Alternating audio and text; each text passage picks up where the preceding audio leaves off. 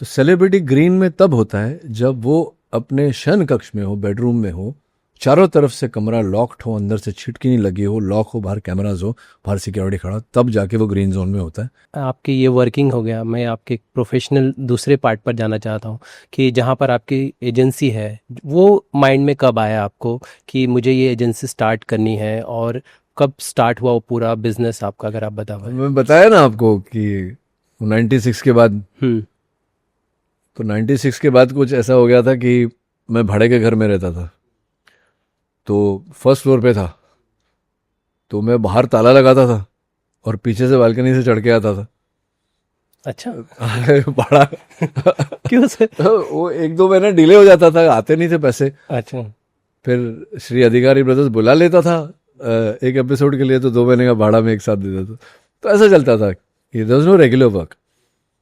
तो मेरे एक मित्र हैं विकास वर्मा, उनकी बहुत बड़ी सिक्योरिटी एजेंसी है, तो उनके साथ से मुलाकात होती रहती थी, जाते थे उनके घर। तो उन्होंने मुझे सुझाव दिया कि तुम यार ऐसा क्यों नहीं करते, कुछ ऐसा करो। तो मैंने बोला यार मुझे तो कुछ आता नहीं है। बोले नहीं, जो नहीं आता वो तो तुम सीख जाओगे। और बहुत इम्पोर्टेंट उसने फ्रेंडशिप में मुझे ये बात कही थी जो मैं आज तक मुझे याद है। ही सेड चाहे तेरी पिक्चर ही नहीं चल रही है, पर तू रोनित रॉय है, तू ब्रांड है, और ये तेरे से कोई नहीं छीन सकता। तो फिर उसका ऑफिस था वहाँ अपना लाइब्रेरी के पास, अपना जो बैलेट पियर के पास जो लाइब्रेरी है, वहाँ उनका ऑफिस था। तो वहाँ मैं गया उनके पास, ऑफिस में थोड़ा रहा, थोड़े प्रोजेक्ट्स किए उनके साथ, उन्होंने सिखाया मुझे। तब जाके ये शुरू हुआ, क्योंकि एक्टिंग तो था ही नहीं, राइट। अब चूल्हा तो जलाना ही है। तो बस वहाँ से ये शुरू हुआ। फिर जैसे मेरी ज़िंदगी में हुआ है, लक बाय चांस चीज़ें होती गई। उस टाइम एक इजराइल से टीम आई थी, okay. Highly specialised security consultants. तो वो एक्चुअली ढूंढने आए थे लोगों को कि हाँ किसी के साथ अगर बिजनेस कर सके। तो वो लगे हाथों उन्होंने वर्कशॉप किया था, तो वहाँ मेरी ट्रेनिंग हो गई। कुछ सालों बाद फिर कुछ साउथ अफ्रीकन्स, एक कंपनी है, उन्होंने रीच आउट किया मुझे कि हम आपके साथ कुछ करना चाहते हैं। तो मैंने अपने कॉस्ट पे फिर उन्हें बुलाया यहाँ, और मेरे सारे कंपनी के जितने लोग हैं सबको ट्रेनिंग की। वो सेकेंड राउंड ऑफ ट्रेनिंग थी हमारी, तो बहुत ही हाई लेवल की ट्रेनिंग थी।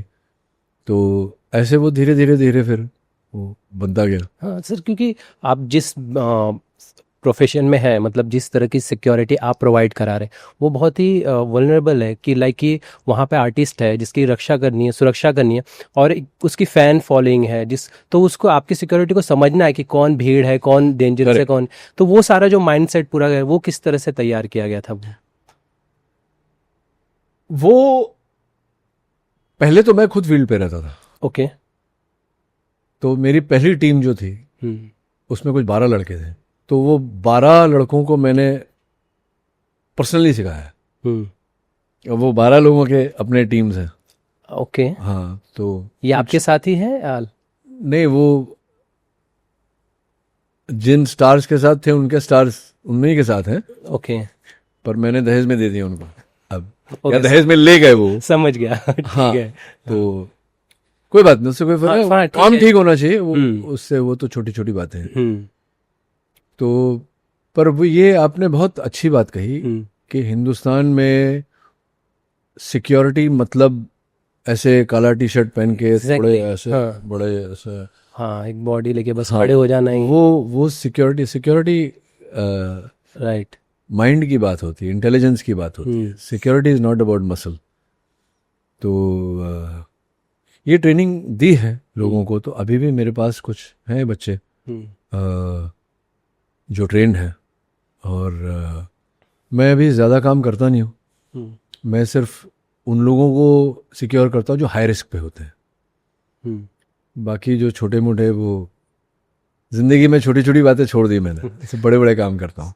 सर, मैं ये जिक्र करना चाहूँगा क्योंकि सैफ पर जब अटैक होता है और उसके बाद जब वो आते हैं और उसके बाद आप उनके साथ उनकी प्रेमाइसिस पे विज़िट करते हैं, वो देखते हैं तो समझ में आता है कि इम्पोर्टेंस कितनी है सिक्योरिटी की। आप वहाँ गए थे, क्या आपने नोटिस किया, क्या बातें अगर कुछ आप बता सके तो?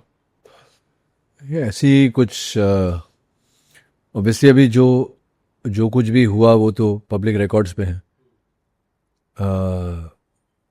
शौक मुझे इस बात का था कि जब बेबो से मेरी बात हुई और मैं गया पहले, सैफ हॉस्पिटल में था, तो मैंने रेकी किया पूरे घर का और कुछ सुझाव दिए जो बड़े नॉर्मल से सुझाव होते हैं जो नहीं थे वहाँ। ओके। तो अब वो क्यों नहीं थे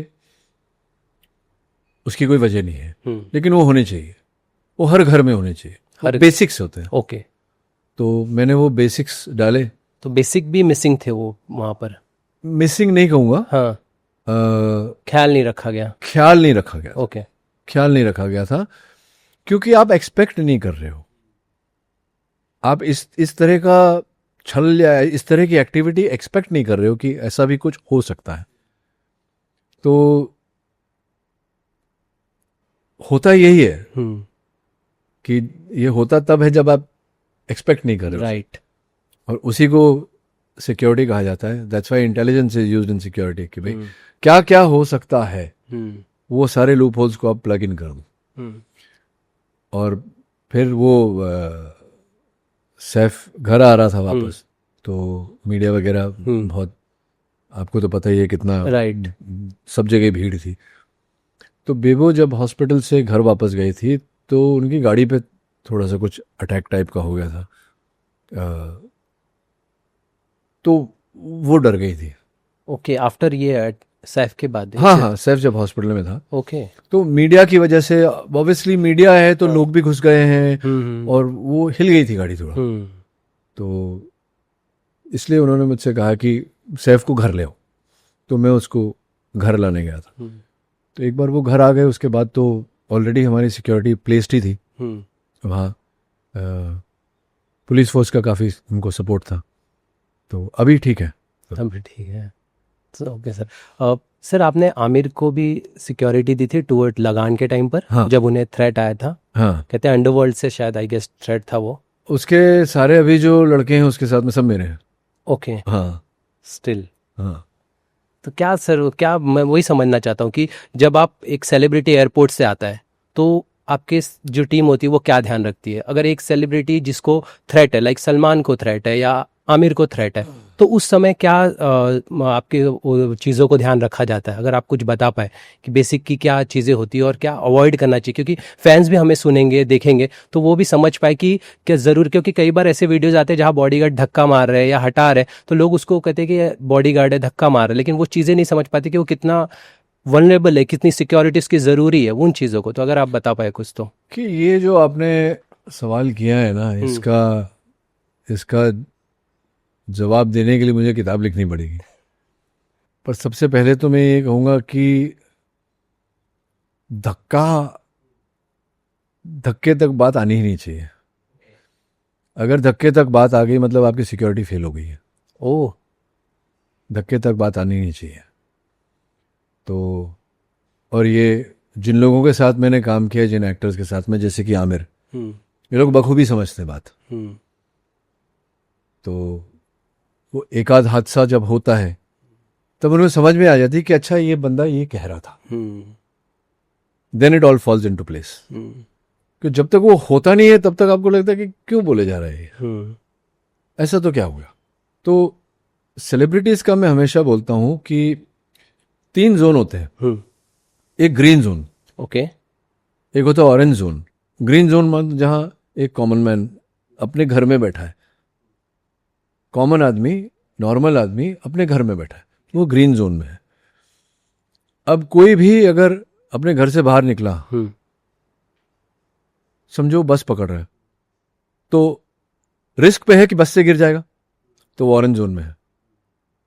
स्कूटर पे चल रहा है, उसको रिस्क है कि गाड़ी उड़ा देगी उसको, तो वो ऑरेंज जोन में चल रहा है, तो उसका रिस्क ऑरेंज है। घर से बाहर निकला, उसका रिस्क। एक सेलिब्रिटी हमेशा रेड में होता है। उसका रेड सिर्फ फ्लक्चुएट करता है कि ब्राइट रेड है या लोअर रेड है। ओके वो घर में भी होता है तो ऑरेंज में होता है।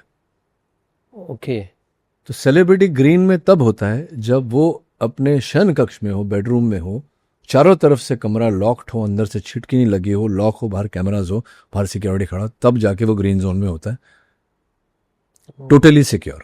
ओ तो बाकी जो आपने जो सवाल पूछा है उसका उत्तर देना बहुत, जैसे कि मैंने कहा, ये security is not about muscles and bronze, it's about brains. तो धक्का देने की बात तो आनी नहीं चाहिए। आनी ही नहीं चाहिए। राइट।